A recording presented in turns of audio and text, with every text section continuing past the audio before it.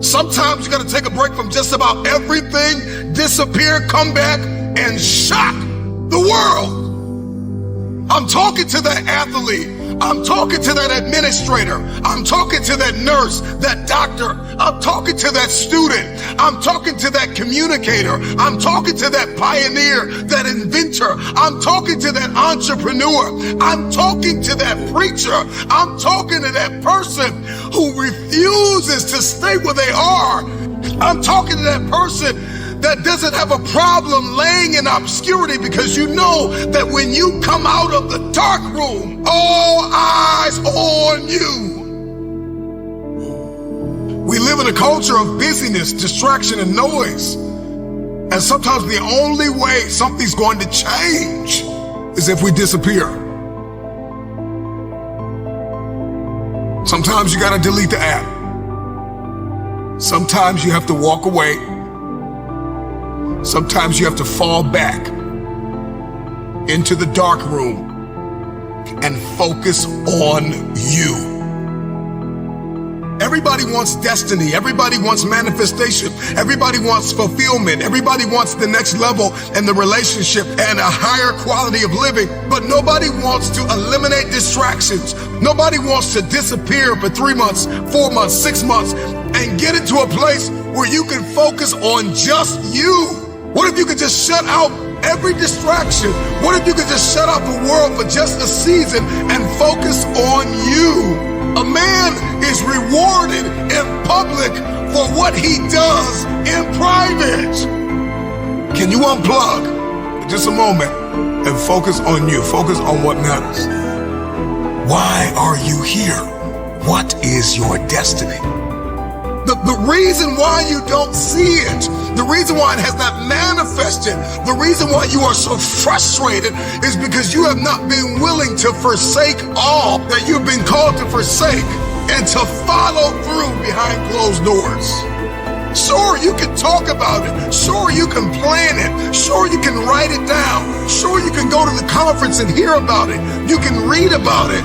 But at some juncture, you have to disappear and put the work in and come back and shock everybody that doubted you. I'm talking to that man, that woman, that boy, that girl who feels the fire in their belly. It's time for you to shock the world. You may have to sleep in your car.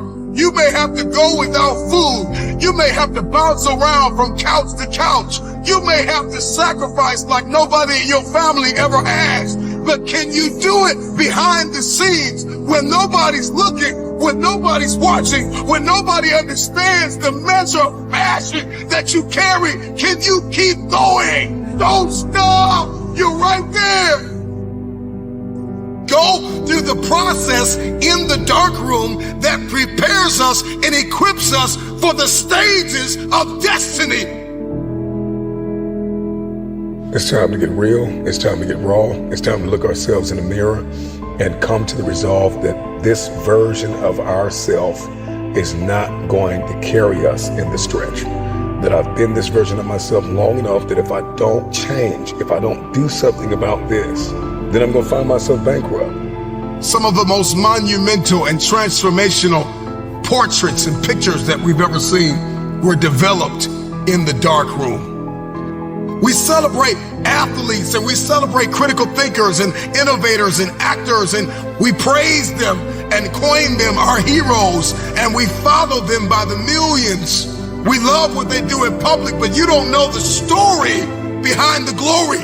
You don't know the blood, the sweat. You didn't see the tears that they cried, the prayers that they prayed, the countless weeks where they went without sleep to get where they are. One of the greatest tragedies in life is to live and not know why you're living.